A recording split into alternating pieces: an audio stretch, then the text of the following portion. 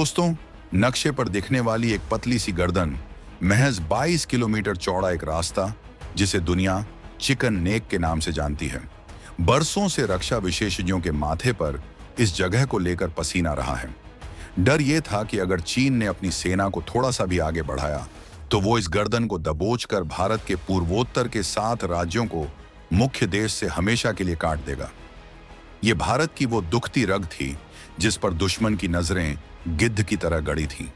लेकिन जब दुनिया अपनी आंखें मूंदे बैठी थी, तब भारत के रणनीतिकारों ने खामोशी से एक ऐसा खेल खेल दिया है जिसने इस डर को हमेशा के लिए खत्म कर दिया है।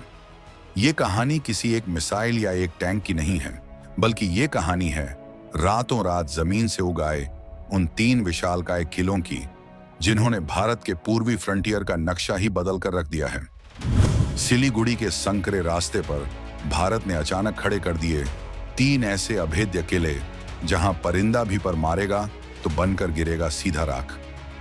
बांग्लादेश में बदलते हालात और चीन की नई चालबाजी पर भारत का ऐसा पलटवार जिसे देखकर पेंटागन से लेकर बीजिंग तक हड़कंप। 22 किलोमीटर की वो पतली लकीर जिसे काटने की साजिशें रची जा रही थीं, अब वहां राफेल, ब्रह्मोस और S-400 का चक्रव्यूह तैयार। अब तक जो इलाका हमारी कमजोरी माना जाता था, उसे भारतीय सेना ने अपने सबसे घातक किलिंग जोन में बदल दिया है। आगे बढ़ने से पहले कुछ सवाल उठ रहे हैं कि आखिर कहां बने हैं ये 3 नए बेस? क्यों इनका लोकेशन इतना खुफिया और रणनीतिक है कि चीन के जासूसी सैटेलाइट्स भी चकरा गए हैं? और कैसे बांग्लादेश में तख्ता पलट और वहां चीन पाकिस्तान की बढ़ती मिली भगत ने भारत को ये आक्रामक कदम उठाने पर मजबूर किया? क्या अब हम डिफेंसिव मोड से निकलकर सीधा अटैक मोड में आ चुके हैं?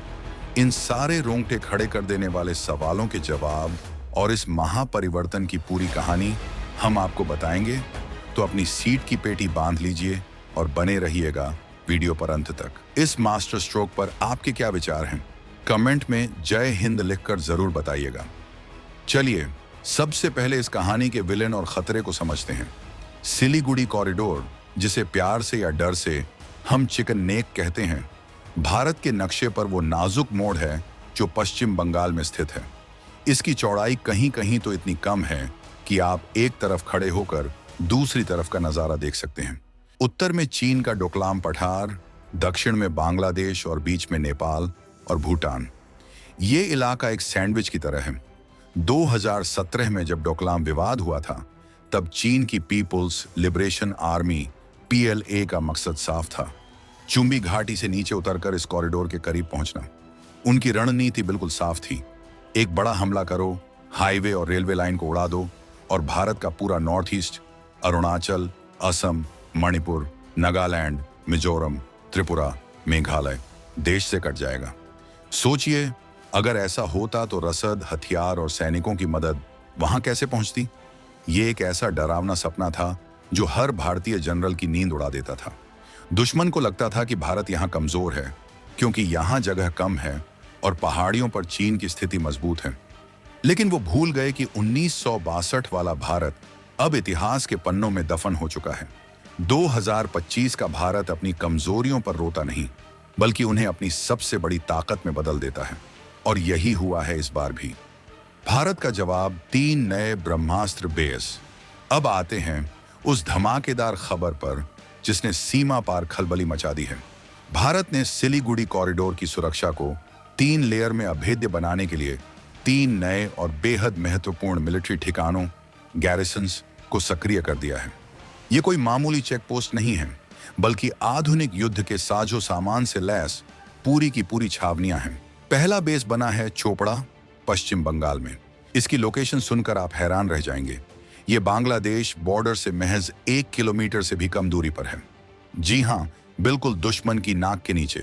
यहां से भारतीय सेना न केवल सिलीगुड़ी कॉरिडोर के सबसे संकरे हिस्से की रक्षा कर सकती है, बल्कि जरूरत पड़ने पर सीमा पार की हर गतिविधि पर अपनी पैनी नजर रख सकती है। दूसरा ठिकाना है किशनगंज, बिहार में। ये एक फॉरवर्ड बेस के तौर पर तैयार किया गया है, जो रसद और रीइंफोर्समेंट, अतिरिक्त मदद के लिए एक बड़ा हब बनेगा। और तीसरा, सबसे महत्वपूर्ण और ऐतिहासिक बेस बना है असम के धुबरी के पास। जिसका नाम रखा गया है लचित बोरफुकान मिलिट्री स्टेशन। नाम में ही इतना जोश है कि दुश्मन के पसीने छूट जाएं। महान अहोम सेनापति लचित बोरफुकान, जिन्होंने कभी मुगलों को धूल चटाई थी, उन्हीं के नाम पर बना ये बेस अब आधुनिक दुश्मनों को धूल चटाने के लिए तैयार है। इन तीनों बेसों का मकसद साफ है, ब्रह्मास्त्र कोरप्स और त्रिशक्ति कोरप्स।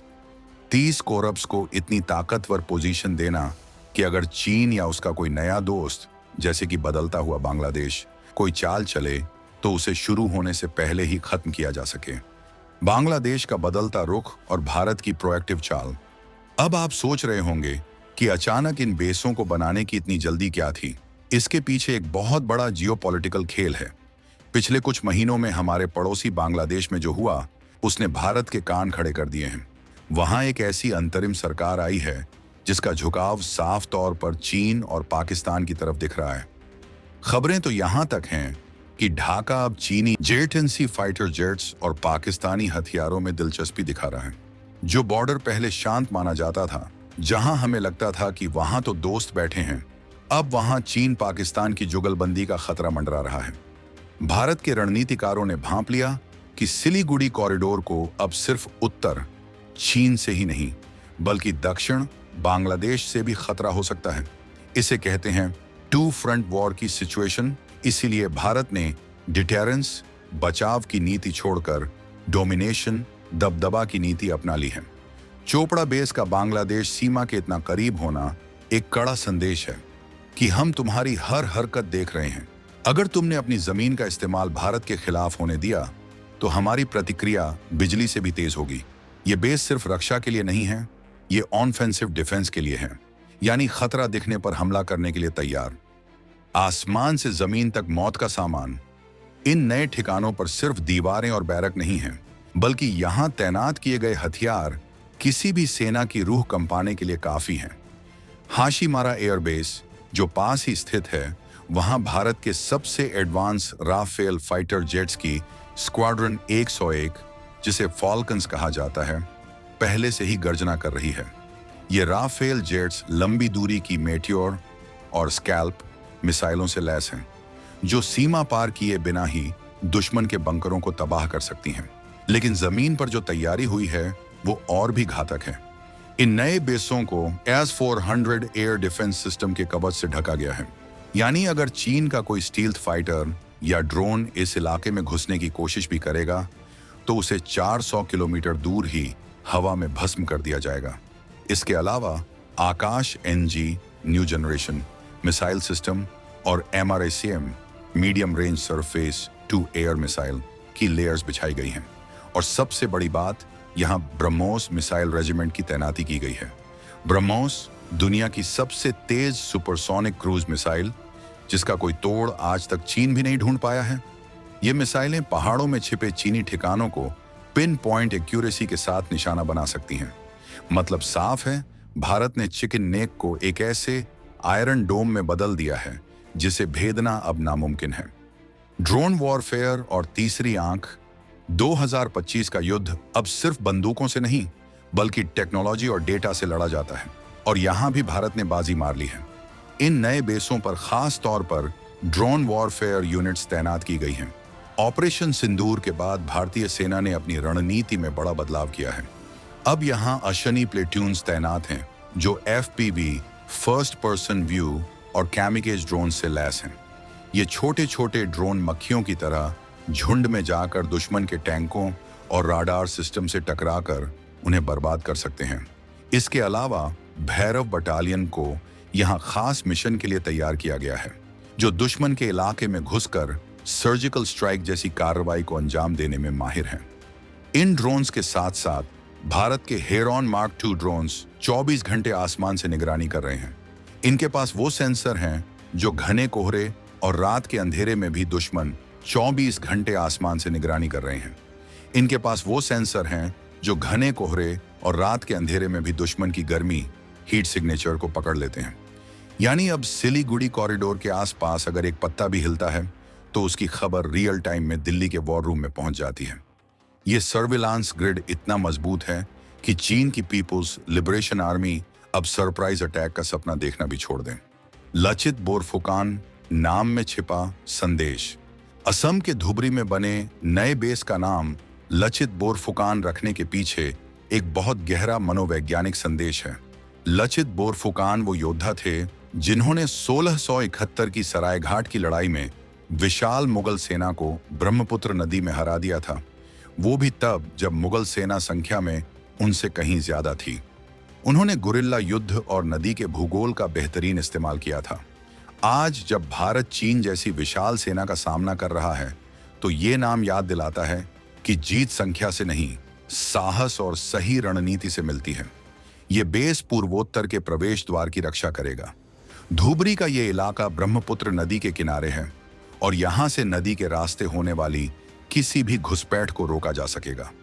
भारतीय नौसेना और आर्मी की रिवरिन यूनिट्स अब यहां नई फास्ट पेट्रोल बोट्स के साथ गश्त लगा रही हैं।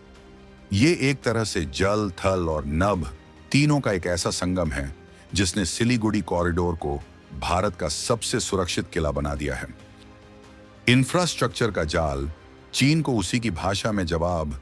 चीन हमेशा अपनी सीमाओं पर शानदार सड़कें और गांव, शोकैंग विलेजेस बनाने के लिए जाना जाता था ताकि वो तेजी से सेना ला सके। भारत ने अब जैसे को तैसा वाला जवाब दिया है।